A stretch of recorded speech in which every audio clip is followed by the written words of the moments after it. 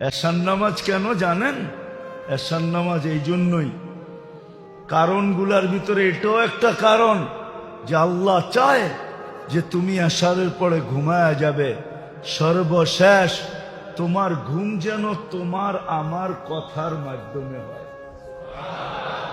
এশারের সময় কার সাথে কথা বলছি?